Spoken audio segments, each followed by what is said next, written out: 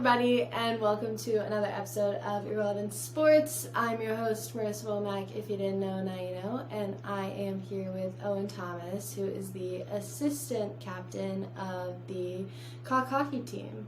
So I'm guessing that's what A means, because when I reached out, I had C and then I had A, and I was like, okay, like I don't know what that means, but so we can just jump into what year you are, your position, how long you played. Yeah, so I'm a senior at USC. I've played since I was 8, and I'm a left winger. I actually grew up playing defense. I switched when I was around 16 to forward. About the start of the year as center, switched to left wing because I lost like every single face-off that I was doing. So I'm back at wing right now. Yeah, so like how did you even get involved with it? Yeah, so my family is like a pretty big sports family, I would say. And my dad grew up in Buffalo, so another cold place where they have a lot of hockey. My uncle played, he played in the NHL, he played for the Sabres. My dad played hockey, he was actually goalie. And I started out when I was 6 years old, and I hated it. I was like, I quit, I'm not doing this anymore. And then I went to a Bruins game. We had Bruins season tickets in 2008 when I was 8 years old, and I was like, this is sick, I'm doing this. I'm going back out there. So that's how I got into it, and then it's kind of just taken off from there. And then, where are you from? I'm from Georgia. Okay, so I not a lot of hockey in Georgia. There's more than here, but in Massachusetts, like that, it's like the thing. Like, my town's a small town, like, what you do in the winter is like ponds freeze over and everyone plays hockey and stuff, so that's kind of like a big thing up north. Yeah, I remember my like elementary best friend, she loved to like go up to Buffalo, and like her family was big into hockey, and like her sister won state championship last year for hockey, and they were like the only like insight that I had on hockey. But I can't skate to save my life. Like I skate like I'm on rollerblades, and I don't even wear inline, so it's just like I'm just pushing off, and I just look so goofy. So like what, like, I don't even know how like skating works, like for hockey versus like regular like ice skating. I mean, I guess it's the same thing. Sort of just like, you push out to your like side. I think people try to like run on their skates, and like push out to your side. I mean, it's the same thing as regular ice skating. There's no difference, I guess. Like, I think it's just faster. Yeah, it's faster, and there's like more reliance on like quick turns and stuff, and like quick stops, and like using your edges to like kind of move. Like, a big thing in hockey is like your edge work, and I guess like that's like how shifty you are, like how quick you can change directions, like go from one area to the other. Yeah. Okay, so now we can get into positions. So goalie is pretty self-explanatory. Then center. Center, they take all the face-offs. You know what face-off is? Yes. Okay, so they take all the face-offs. They're kind of like in the D zone. They help out the D-man. So usually, like, puck goes in the corner. Usually one person on the other team goes for the puck. Like, depends whatever they're running, but usually is how it goes. One of the D-man goes for it, and the center kind of like supports the puck. And then there's the wingers who, in the defensive zone, stay on the boards. They cover the other team's defenseman. And as far as positions go, and then defenseman is just right and left D-man. Hockey's a little bit, I feel like, a different sport where, like, especially in the offensive zone, like, there's not like set plays. Like, there's not a set position where the winger is. It's kind of just like everywhere. Yeah, it's just wherever. Yeah. So that's all 4 of the positions. Yeah, there's not much. And then rules. Closing hand on puck. I feel like that's... No, can't do that. You, like, people can kind of get away with it, but you can't, like, pick it up and carry it. Like, you can catch it real quick and you gotta drop it immediately. Yeah. Then face-offs. So they have games. I feel like these are all, like, penalties. Playing the puck with a high stick. What does that mean? So if the stick goes, or if the puck goes above your shoulder, you can't hit it with your stick. Okay. So if, like, say the puck was in front of the net or something, and you whacked it out of the air, like midair above your shoulder or the crossbar, if it's near the goal, it's the crossbar. You can't just hit it out of midair. Yeah. But if it stays below the crossbar, you can whack it out of midair. Okay. And then high stick is also a penalty if you hit somebody with your high stick.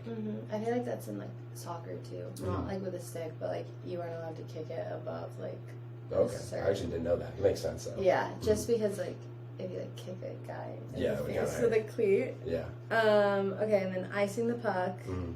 Also explain that. So basically, there's a midline of the ice. I think it's a red line.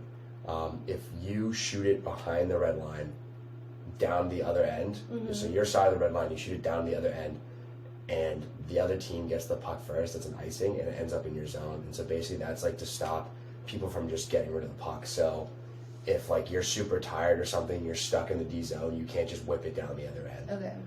And if you do that and it results in icing, your team can't change. So you can't just get off the ice like you're tired. Like you have to stay out there. Yeah. Okay. And then offsides, obviously, self-explanatory, overtime, penalties, power plays, shootouts.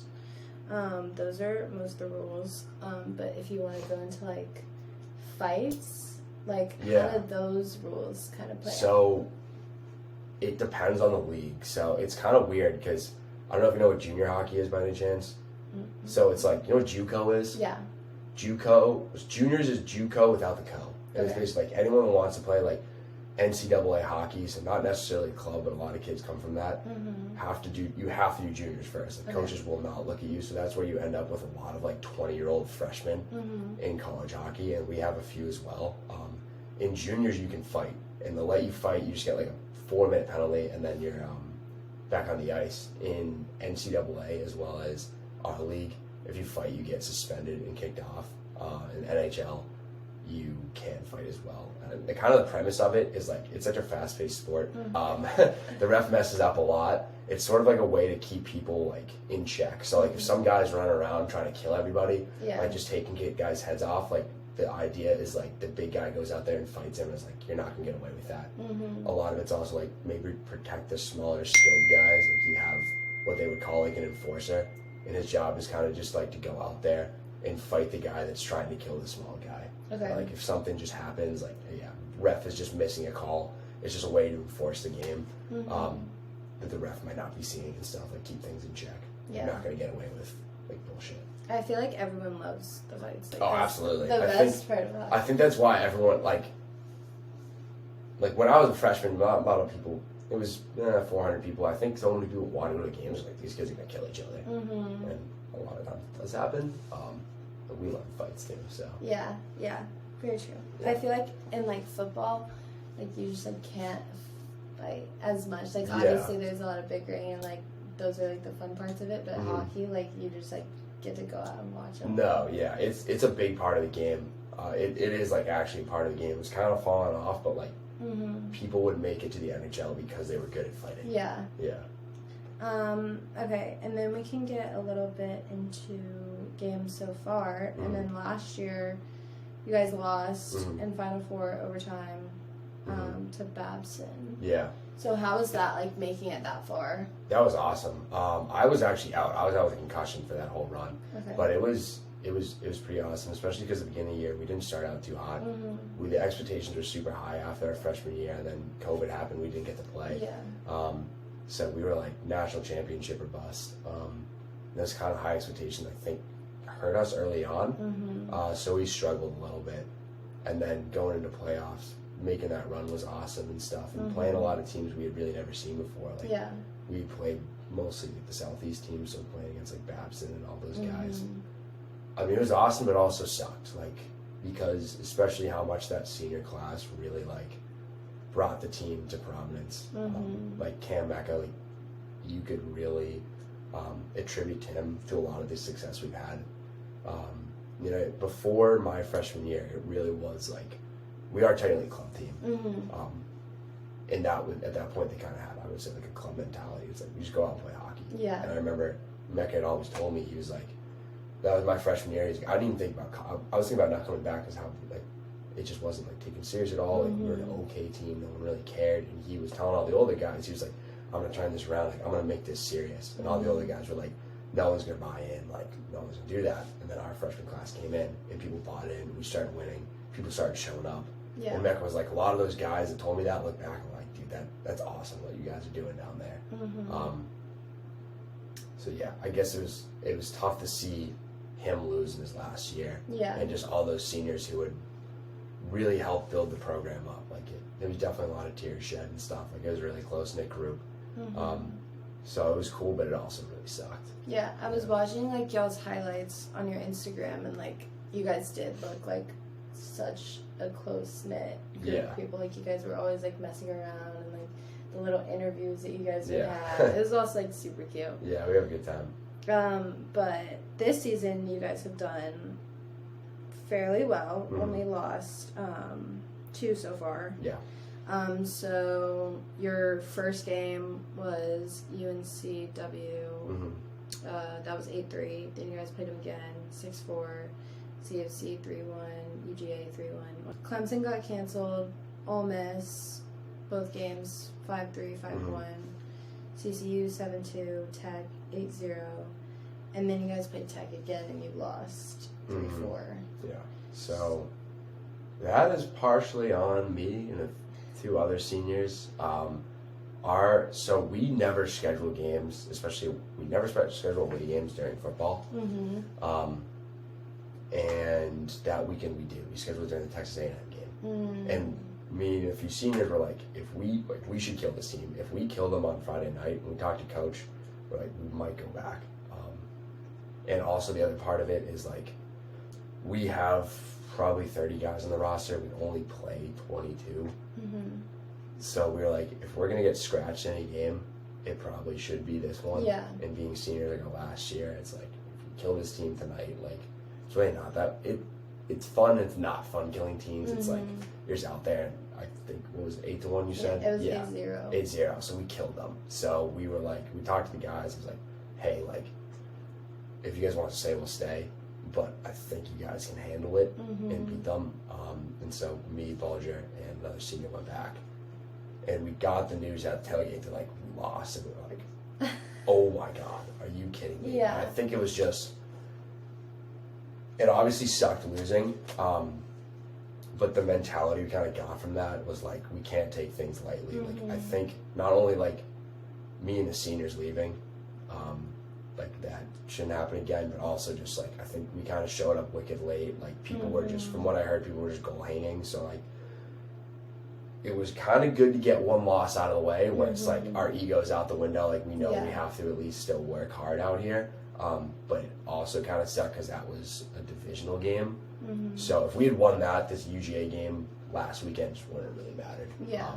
But it was tough. And also, it kind of served as, like, coming into this semester, like, we kind of had, like, a meeting before, and it's like, now's the time to buckle down. Like, you can't miss stuff. And then we kind of used that as, like, I know we missed that. Like, that was kind of bullshit that we did that. And we're sorry for that, but, like, we can't be doing that moving forward here. Yeah. I feel like it was also hard because it was, like, Texas A&M, like, they were supposed to be good. Yeah. Like, yeah, that's kind in of... your defense, I would have done the same. No, yeah.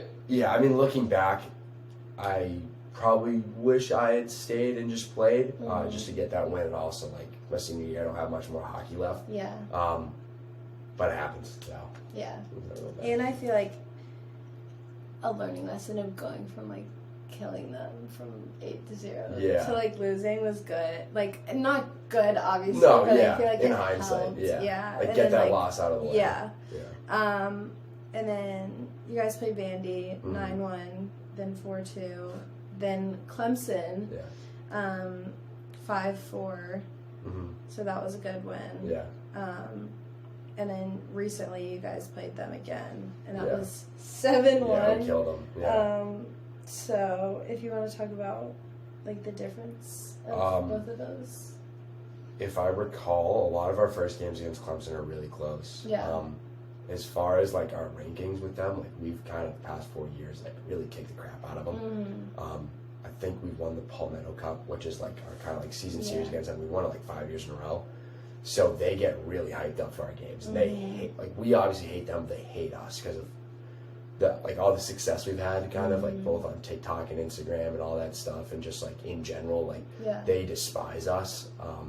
And I know they send our TikToks in their group chat before our games, like, screw these guys, like, we hate them. And obviously we have that rivalry with them, but I think they probably take it a little bit deeper because we're kind of, like, we are their big brother. Like, we've just dominated them. I've never lost. I played Clemson 8 times since I've been here. 1 more time left in my career. I've never lost. So to them, it's like, that first game they come out flying and they come out like really wanting it, and then we kind of like push it down, like so like getting past that, like the first period, that first game against them, and then the second game, it's like the skill kind of takes over. And also just like we honestly don't start great at home. Our first period is never too great because I think teams come out really hard against us. Like a lot of guys will say like this is like a really cool atmosphere. Like, and we're very lucky to have what we have. Not many people get a sellout every game like us. So a lot of teams come out hot. One of them being Clemson, and we kind of don't maybe go as hard. Maybe like the jitters of playing at home are there. Or we're just not as hyped up as the other team, and then we usually kind of put them away. The other aspect of that is like the ice we were playing on in Greenville was way bigger, and we're a pretty fast team. I think a lot faster than Clemson. So we had a similar thing. First period like 2-1, and then the second period ended up like 6-1. And then third period we just honestly weren't really. Wasn't there like a fight in that one? There was a little fight. Yeah. We did have a kid get suspended for that. I'm honestly surprised there weren't more fights. I don't know if you've seen that video from like a few years ago pointed at that arena when there was like the entire ice was fighting at bottom scores. Maybe if you look on Instagram, like way down, you find it. But Mecca out to the far side, knocked down. Goes hard in the boards, and Mecca's hurt. Mecca goes down, and still more afterwards. Gamecocks didn't like that one. Hickman goes down. We've got a brawl. Everybody finds a man. A scrum in the corner. Everyone goes down. Tim Mecca finally getting back to his feet here, and Hickman drops the gloves in the corner. A scrimmage for charity ends up in an all-out war here in behind the Clemson net. Jake Tenji being escorted off. Mecca going down, punches being thrown. Hickman gets involved there. He grabs his man, Cameron Lamont. And the official tossing guys off the pile. The goaltender goes for a skate. Finally, we've got... Yeah, it was a little fight. And kid got suspended. That's something we've been trying to work on, though, as a team. Like, we are a very physical team. Like, we're very fast and we're very loud. We are definitely a pain in the butt to play against. I think we try really hard to be a pain in the butt to play against, both like just chirping and stuff, but like keeping our emotions under control. So honestly, one fight is pretty good for us. I thought it was going to be a lot worse. Especially like I grew up a Clemson fan, not like a hockey Clemson fan. But then obviously when I like committed here, it was just like out the window. Like there was no, I could not be a Clemson fan anymore. I got rid of every shirt, like burned them. And at like the Clemson game I went this year, and like I was at like a Clemson tailgate, and I was like, you guys are gonna lose, like all this stuff. I stayed with like a guy who goes there, and he was like, don't talk to me when you get home.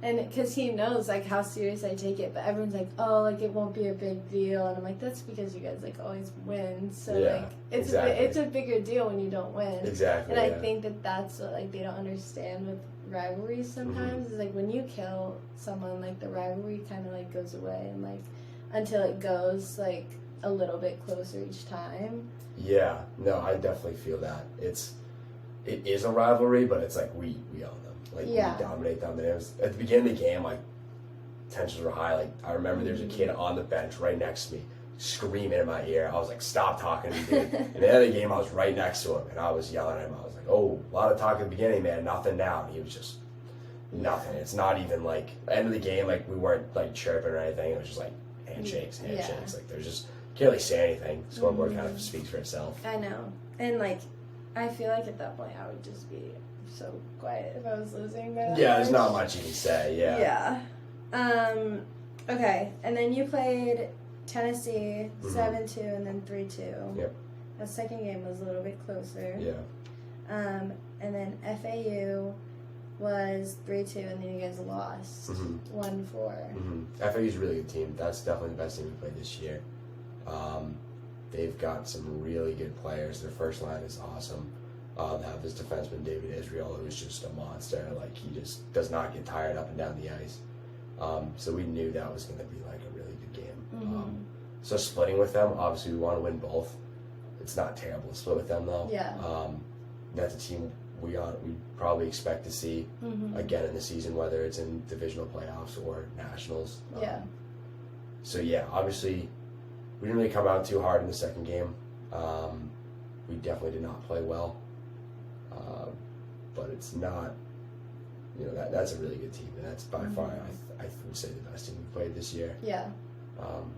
So yeah, we'll see. Maybe we'll play them again. I'd love to get another shot at them. That's honestly like I wouldn't say a rivalry, but like there's a lot of screaming at the end of that game. Like when we beat them on that first day, we were being absolutely obnoxious. When they beat us, we could hear them in the locker room. Like we respect each other, but we definitely hate each other because we know we are the kind of teams to beat. And then the second half, so you guys technically have only lost 2 games. The second half, you guys have won every one so far. There was one game that was like scheduled. Kennesaw State. Did you guys play them? No, they got in trouble with their school. They forgot to put in a travel permit, so we weren't allowed to play them either time. So we were supposed to play them at home right before the Clemson game, and we were supposed to play them right after the Georgia game. Okay. So. Yeah. So ECU, the first game was kind of close, 4-3. The second game, you guys blew them out, 10-4. Yeah, we have a tendency to do that sometimes. I don't know why. And then HBU was 10-3. Clemson 7, we talked about. And then UGA, which has been recent, was 4-3. Yeah. And then you guys have 2 games coming up this weekend. Christopher Newport, yeah. I don't really know much about Christopher Newport. All I remember is last year they knocked out Tampa in Nationals, like a major upset. Tampa's really, really good. That's like a team that I know it's club sports, but their teams that recruit, and that's one of them that recruits. Yeah. So that was a pretty crazy game. So it should be good. I don't really know much about them. They're not our division, but we're excited for it for sure. I feel like for being in the South, like South Carolina does have a bit of an advantage when it comes to hockey, just because we have so many people from the North. Yeah. So it's a lot nicer, like, people know actually what they're doing, and, like, it's very competitive because, like, for UGA, most of their players are from Georgia. Yeah. And they get, like, coached there, but, like, we don't have, like, they have to go to the rink to practice. Like, we can't just go outside and yeah, exactly. do it whenever we want. Yeah, no, that's definitely a major thing. Like, our team is a lot of people from up north. We do have a few kids from South Carolina, but definitely a lot from up north. Just because we have so many kids from up north that come down here. But yeah, I think if you look at UJ's roster, it's definitely a lot of kids from Georgia. So that's something we've definitely taken advantage of, is just having like such a big northern presence, and from that it's just kind of like spiraled where it's like kids' friends are coming here and stuff because they want to play hockey. You see their friends, like their friends from New Jersey who are like come down here. Like, I know for myself, like, I'm from a small town in Massachusetts called Situate. Like, there were 2 kids on the team from my hometown when I came in freshman year. Okay. So yeah, that's definitely a major advantage. Yeah, and like even like UTK, like at least they have the Predators. At least they have them, because like Georgia, we have a small team. We have the Gladiators. Yeah. And that's like it, and that's like right by me. And this like it was like 2 games ago or something like that. That was like the first game that they'd sold out in like years, like literally years. Yeah. And like it's not a big arena, like it's not a big area. Yeah. But just because they brought back like the old traditions and everything like that. Like, yeah, it is. It is pretty crazy how different hockey is up north. Like up north, you drive 20 minutes in any direction, you can hit a rink. Yeah. And we're like blessed to have one 20 minutes away. There's maybe 3 rinks in South Carolina, maybe 4. I know Clemson's driving an hour away, like just to practice. Like, so we're pretty pumped about that. And like our rink doesn't have a pro shop or anything, which is like a staple up north. It's just like a place that has like sticks and stuff to get your skate sharp and like different gear. So like if you break a stick, you're kind of just screwed. But it is crazy how different it is down here, and how tough it is if you want to play hockey down here. You really gotta want to play, because you gotta order all the gear and stuff. Yeah, it's tough to have hockey grow down here when there's just not enough. It's not a cheap sport, and it needs like very expensive infrastructure as well. Yeah, obviously. And that's like one of the questions that I had was, like, do you feel like more southern schools are gonna get more into hockey? Yeah, I think so. I mean, the money's there. Yeah. Plain and simple. I guess it kind of comes. I don't know how it would work with like scholarships and stuff, but I mean, I don't know if you know much about like Arizona State hockey. They were a club team.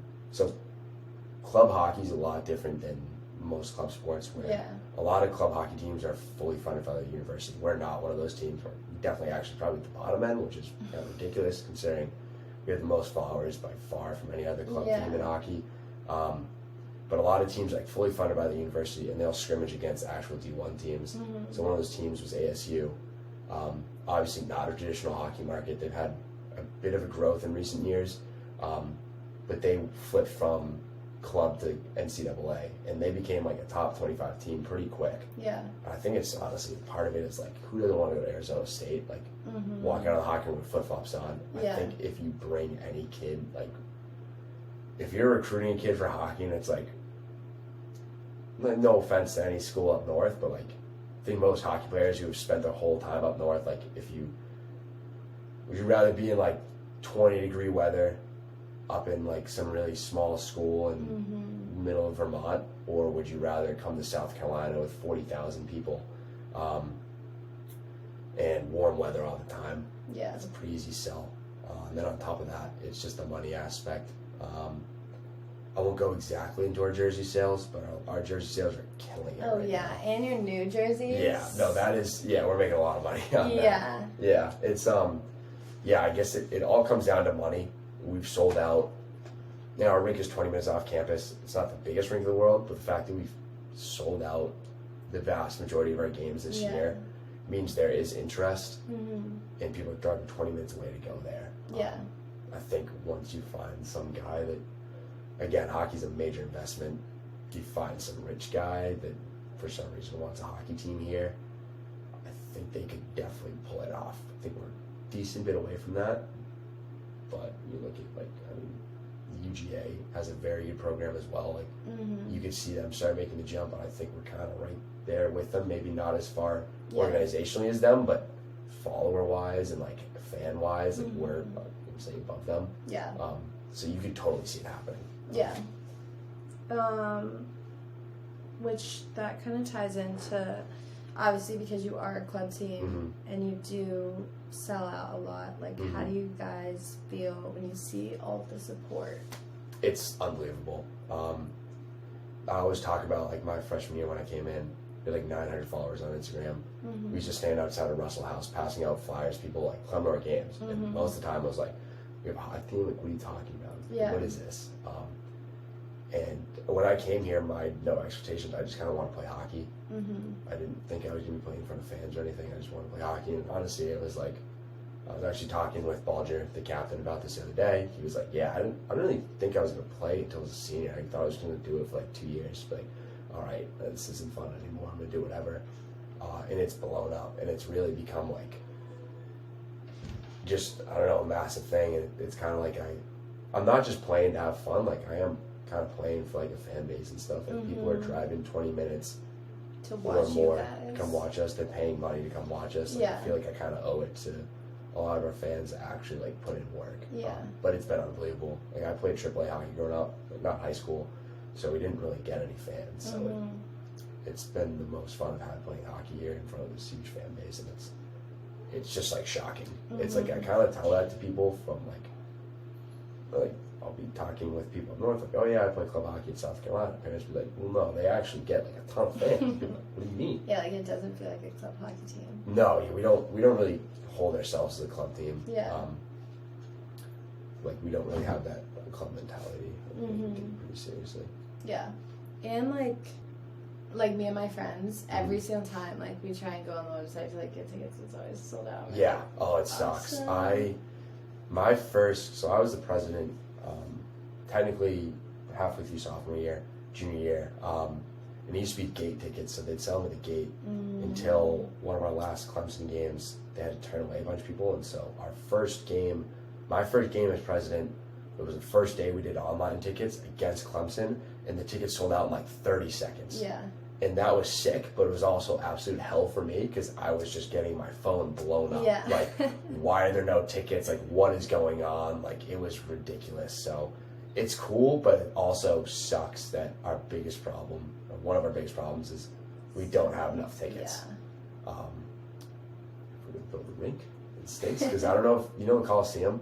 Yeah. That was built as a hockey rink. Yeah, so that would be, I mean, obviously ideal. Yeah, but no, yeah, it used to be hockey rink, so that would, I don't know how they would get more capacity, but that's definitely like a problem that we just cannot fix at the moment, which stinks. Yeah. We just have to deal with it. And like the Stingrays, like they're getting bigger and bigger, Yeah.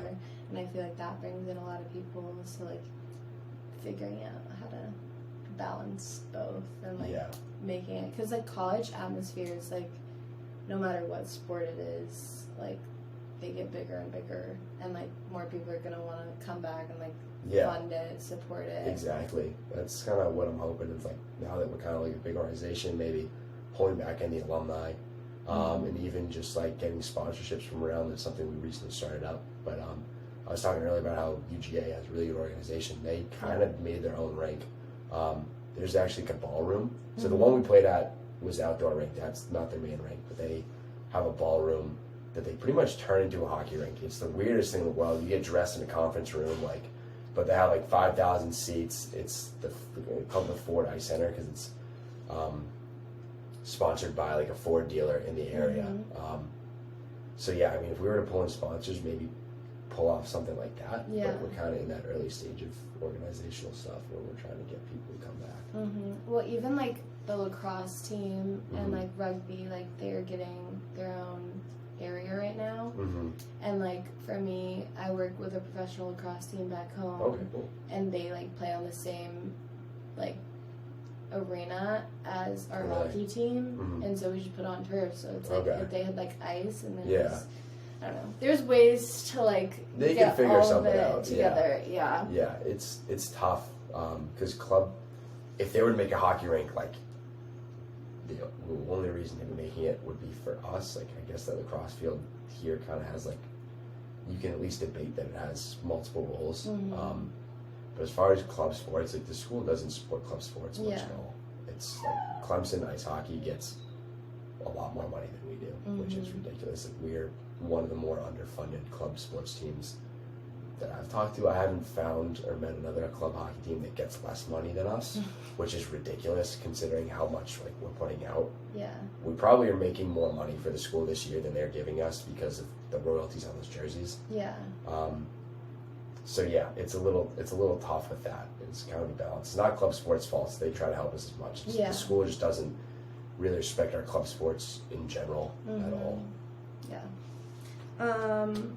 So that can go into like the recruiting process. So I know that you talked about how, because it is considered more clubs, that it isn't recruiting, but like on the website it said you guys are trying to move into like D2 situation. So it's as far like the way it kind of works with club hockey, we're technically so there's ACHA, which is like the main club sports for hockey. There's CHF. We moved over to the CHF. I won't get into why we did that. It's more just because of like all the SEC teams or the CHS teams move over to there, so we kind of just followed them.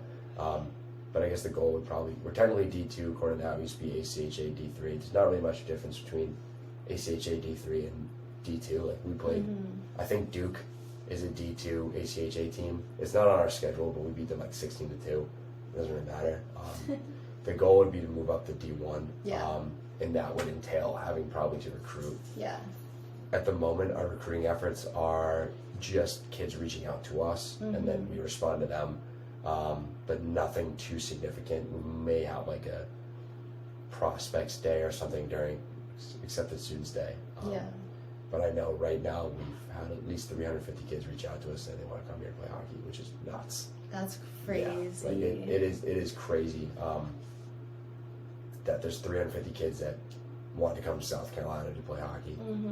Well, like what you were talking about, like if I was, we talked about this in one of my classes, like for collegiate athletics, like if you're getting recruits, like especially with Harbor, like he's from DC, like he wants to come here because obviously on his tour, like something had to have happened. Exactly. And like if you're from up north, you come down to like ASU or South Carolina, you go to a party, like you meet all these girls. Obviously you're gonna want to come here. Like you're not gonna want to be stuck up in the north, like especially with it like freezing. You're gonna want to come here when you're being shown like the treatment and like the different atmosphere. Yeah. Like from being up north to being in an SEC school. Oh, absolutely, yeah. I mean, my thing.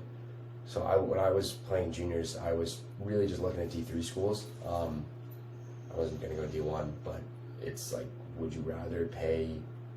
A lot of those D3 schools are expensive. Mm-hmm. Like, I wanted to go to an SCAC school that's like $60,000-$70,000. Yeah. I'd rather pay way less, go to a school in the South where it's super warm, like have a ton of fun.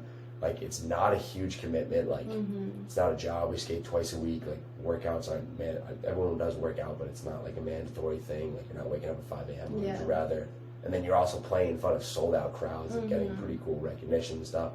Would you rather play for some random D3 school, spend a ton of money, wake up at 5 a.m. every day to play in front of maybe a lot of fans? Like, I think the answer's pretty obvious. Yeah. A lot of my friends, too, that have gone the D3 route over the summer, like, dude, I see your stories all the time. I'm like, what am I doing up here? Like, this is such a job. And I'm like, it's never too late, man. Like, you can transfer. And we did just have a kid transfer from a D3 school down here. Zach List is on our team. I think we'll start seeing that a lot too. There's kids transferring from D3 schools to come down here. And it's just like, I don't know, that atmosphere is just like, yeah, it's nuts. Yeah. Like, even for me, from being from Georgia, like, I go to Georgia all the time, and I'm like, I hate it here. Like, I'm like, I'd rather be in South Carolina. Like, it's warmer here than it is there right now. That's crazy. Like, there, it's like, I don't even know how warm it is. It was like 60 earlier, but there, it's like 45. Yeah, today's beautiful right now. Yeah. That's awesome. And it's like, especially to think it's February, like, 8th. My God. And it's, like, so nice. I don't know. It's awesome. No, yeah. Bringing in people, I feel like that's crazy that there's 300. Yeah, I don't know if it's 300. I'm sure they're not all coming here, but they're all interested in coming here, which is another, like, great problem to have. Is like, there's a lot of kids that are gonna get cut too, which sucks. But there's also a lot of people that choose from. It's gonna be tough for our coach to figure out who to pick, but not a problem. And it's nice because, like, I know you guys don't get like scholarships and things like that. So, like, if you do get like in-state tuition for like your certain majors and things like that, because I knew like they used to do sports management was under in-state. I don't think it is anymore, just because there are programs up there now. But like retail management, becoming a realtor, like film. There's just like random majors that like you can come down here and like play hockey but still get in state. Yeah. So it's not awful. Yeah. And I know like up north schools are ridiculous. So expensive. Yeah. No, I'm paying less here than I would at UMass Amherst, which is my in-state school. Yeah. Like, it's ridiculous up north how much school is. Yeah. And because they're all just so much more competitive. But I feel like it can be hard because even though they're competitive, they're not as fun. Oh, no, not at all. Yeah, I kind of got wrapped up in, like, I want to go to, like, an elite school up north. And I'm really happy I didn't because I would have, dropped an absolute bag going to school. And, yeah, it's just, like, I've gotten great opportunities from here. I've also had a great time. Yeah. Yeah. So you talked a bit about your practice schedule, but what does like a typical week look like? So this is, well, we don't try to hold ourselves a club team. This is kind of where the club stuff does come in, I guess. So it's pretty much just like the only days we practice are Monday and Wednesday, because being with only one rink in the area, there's just not much practice time. Yeah. So we're held the Monday and Wednesday. Monday's 8:45. Wednesday's actually 10:45. Like PM? Yeah, PM. Yeah, 10:45 PM. So like tonight, like I have practice in 10 hours. So that is like definitely that's a club hockey thing right there. Is like going out there at 10:45. Yeah, it's not great. It's would be great to have a more earlier practice time, but it's tough being. One, the fact that there's only one rink in the area, there's not a lot of ice time, and two, that we are students, like, we are truly students first. We're not NCAA athletes, like, we can't, I guess theoretically you could, like, make your class time around practices, but, like, we're not going to do that. We don't have the wherewithal. You also don't know, like, kids who are trying out, like, if they're going to make it or not. So they can't switch their schedule around to make an earlier practice time. Yeah. We're obviously not going to get that support to, like, get classes off so we can go practice. Mm-hmm. So we're pretty much held to, like, no earlier than, like, 6:37. So what happens if you have, limits like, us. an 8 a.m.? Like, Not getting a lot of sleep that night. Yeah, you're just screwed. That's crazy. It is tough. But I feel like also, like, I had a beach volleyball girl on here, and she had workouts at 5 in the morning. Is that club? No. Oh. Like here, like Oh, D1. yeah. No, I bet, I mean, I'm sure most of the actual, like, D1 teams have that 5 a.m. workout. So I'd probably rather work out at 5 a.m., but it's, like, kind of a give and take, I guess. Like, yeah. you're losing sleep either way, whether Yeah, you're staying up late or you're exactly. getting up early. Yeah, that's very true. I feel like at the end of the day, I'd be, like, so worn out. I just wouldn't. Oh, it's brutal. Like, last Oh my semester, God. all my classes were so late. And I would get out of my Wednesday class at, like, 6. And I'm like, I still have 5 hours until breakfast. Yeah. What am I going to do? At least now you can just, like, take a nap. Yeah, exactly. I got a little bit of time. Yeah. So during off season, what do you guys do? So there's not like a regimented workout plan. Yeah. I think it's more of like, I know a lot of so we have a lot of guys from Massachusetts as well. And then so the AAA team I played for, there's another kid on that team who played on that team. We worked out at the gym, the gym we worked out for AAA. We worked out there this summer. It's Boothby, and he works out a bunch of other college athletes. He's the coach or the strength coach for Northeastern, which is a Division I team up north. So I usually do that. There's not really like a thing where it's like you have to work out. Like you could do nothing, but your spot is also not guaranteed. And I think that's kind of the thing we say. It's like your spot on the team's not guaranteed, and your ice time's not guaranteed. So if you're not motivated by like wanting to win, and wanting to come back and like just be better, put in the work in the off season to win, then you should be motivated with the fact that there's 350 kids that are coming in that want to take your spot and will do anything to take your spot. And I always tell everybody, it's like, hey, if you want to just play hockey and just like do whatever, like there's men's league here. But if you want to actually play in front of fans and like play for the university, like you do have to put in at least some work. Yeah. And if you want to play a lot of minutes, like you're going to have to put in at least some work. Because there's 300 kids that will put in at least a little bit of work and will outwork you and take your spot. Yeah. And, like, there's nothing we can do. Yeah. Yeah. Like I know my freshman year coming in, at least like 5 guys on the team got cut. Dang. Yeah. So That's it's like crazy. that's I guess the way to hold people accountable. Like we have a practice squad as well. Like if kids are not really pulling their weight, like. And there's a guy in the practice squad who is out working them. I know the practice squad guys do work really hard because they know like they're fighting for a spot. Yeah. So I guess that's kind of the way to hold people accountable. I feel like that's a little bit of a difference between like D1. Like obviously they do play for their spot, like spot and like practice for their spot, but like I know for like the cheer team and like dance and everything like that, like they can get cut still. Like they don't have a guaranteed spot versus like some of the other sports like basketball. Like I feel like they're not gonna. Probably not. I would assume no. If they get recruited, I feel like it's a bigger difference. But yeah, to think that like there's so many other guys out there that like are coming here and like want to be on the team. Yeah. Like you just have to put in that work. Exactly. Yeah. How does like off season like being on the rink? Like, do you go out like try? In the off season's more for me, more focused on like either like putting on weight or like dropping weight or just like getting faster. Yeah. It's more like a focus on like heavy lifting. I'll skate a little bit like towards the end just to kind of like get back up to speed, but it's more of like like heavier lifts, not skating as much, and just like doing I guess more like athletic lifts. Like, I'm not actually benching much, and then on the ice a little bit towards the end of the summer, just kind of like get back up to speed, get my edges under me and stuff. But I wouldn't say I skate a ton. It's also more of like a take advantage of like the opportunities because obviously I'm not going pro from club hockey, so I have to have like a job and like an internship and stuff. So there's not as much time. but yeah, more focus on like sort of like correcting any issues I had like come up during the season or something, like hip soreness or tightness or whatever, and like getting looser and just stronger and faster in general. Yeah, and I feel like if you've been skating since you were like little, yeah, it's kind of second nature at this point. Yeah, exactly.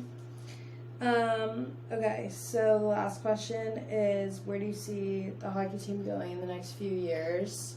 And with the new women's team, where do you see them? As far as our team, it's so hard to tell how fast it has changed within these last 4 years. I mean, it's been lightning. Obviously, I've said we had 900 followers when I first came in. We have 13.8 thousand right now, 17,000 on TikTok, like 7,000 on Twitter, selling out games. As far as where I see this team in the next few years, next year I could see this sponsorship program more taking off. It kind of just started this year. We started getting our bearings with it. I think we're going to start seeing is a lot more juniors kids on this team. So people are maybe going to start getting more used to that. I think no one really knows it, but you're going to start seeing like a lot of like 20-year-old freshmen coming in to play hockey here. Yeah, you're just going to see a lot like better hockey players coming here. I think that's what's going to keep happening every single year. I can definitely see this team going Division I club at some point. And another thing is maybe I could see our internship program becoming like a school, not necessarily sponsored thing, but people getting credit through the school to come work for the hockey team. Well, I think they're working on that right now. Okay, but yeah, that's something that will happen. You'll see that internship program, I think, take off a little bit more because it's relatively new for us. Yeah. So we're still kind of like figuring out an organizational structure and what works and what doesn't work. So, I mean, the sky's the limit. The growth we have is unprecedented, and I don't even know really how to describe